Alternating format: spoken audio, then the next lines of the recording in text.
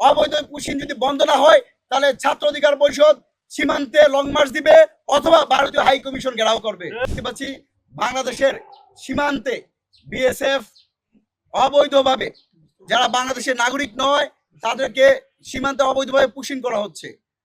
আমরা 9 মে পশ্চিমবঙ্গে বিজেপি সরকার আসার পর শুভেন্দু অধিকারী বলেছেন তার গত 2 দিন আগের স্টেটমেন্ট যে গত 9 মে সরকার আসার পর থেকে এখন পর্যন্ত তারা 4800 মানুষকে বাংলাদেশে পুশিং করছে।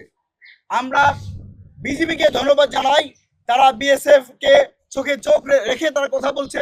পাশাপাশি ওই অঞ্চলগুলোতে বিশেষ করে আমরা কয়েকটি অঞ্চল না বললেই নয়, ঠাকুরগাঁও, কুড়িগ্রাম, লালমনিরহাট, মেহেরপুর, চাঁপাইনবাবগঞ্জ, নওগাঁ, পঞ্চগড় সহ বিভিন্ন জায়গায় যে 20টি পয়েন্টে পুশিং করা হচ্ছে সেখানে কিন্তু আমাদের দেশপ্রেমিক খাঁটি বাংলাদেশি যারা আছে তারা কিন্তু কোদাল কাস্তে হাতে নিয়ে সেই ইন্ডিয়ার অবৈধ পুশিংয়ের বিরুদ্ধে কথা বলছে।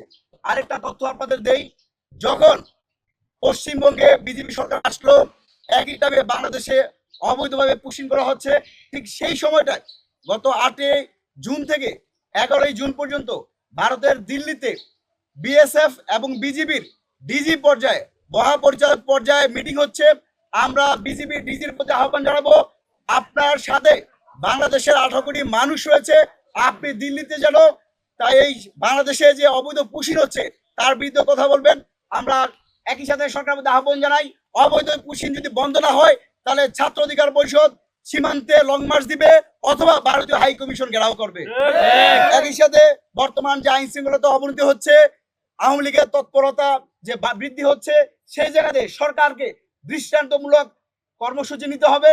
যেখানেই নিষিদ্ধ সংগঠন আওয়ামী লীগকে পাওয়া যাবে সেখানেই তাদেরকে যেন চ্যাংদোলাও করে আইনের আওতায় নিয়ে আসা হয়। একই সাথে আরেকটি ছোট